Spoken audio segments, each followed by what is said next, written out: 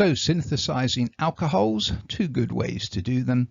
We can start off with a halogenoalkane and do a substitution. And if we do that substitution of a halide by OH, we'd want to use dilute sodium hydroxide according to the A-level script.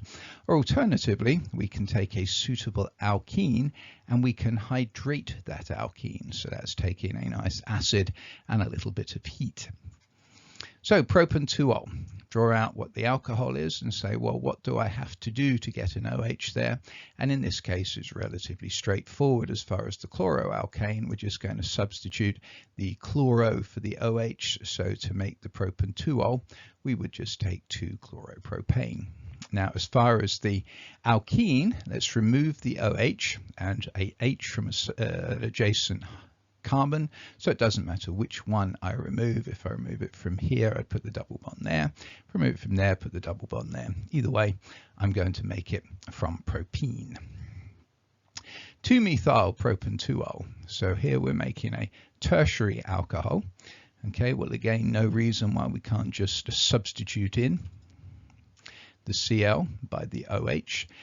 There's actually other ways you would want to do this. If the A-level syllabus talked about the proper synthesis of this, you'd probably just do this with water, as it's a tertiary one, but we're not going to worry about that too much here.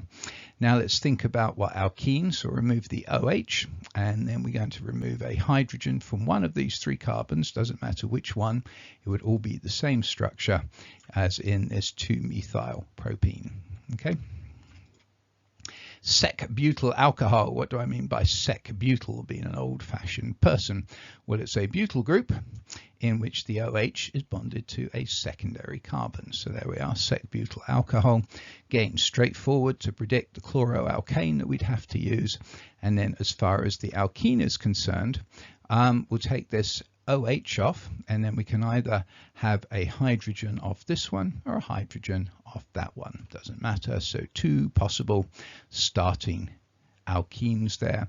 Add in the OH on that carbon or add in the OH on, doesn't matter whether it's that one or that one, it would still be sec-butyl alcohol, or of course butan-2-ol.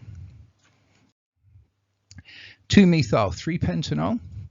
Again, the alkyl halide, relatively straightforward.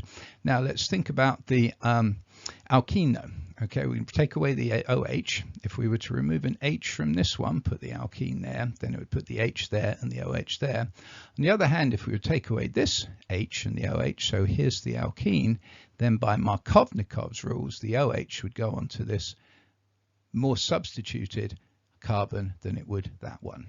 Okay, so in other words, to make the point, if we react this one up, we'll put the OH on that carbon, giving us what we want. If we react this one up, the OH would go on this carbon, which is definitely not what we want.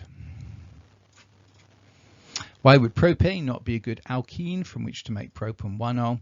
Well, Markovnikov addition puts, of course, the OH on the more substituted carbon, and so that would make propan-2-ol, as we already decided, not propan-1-ol.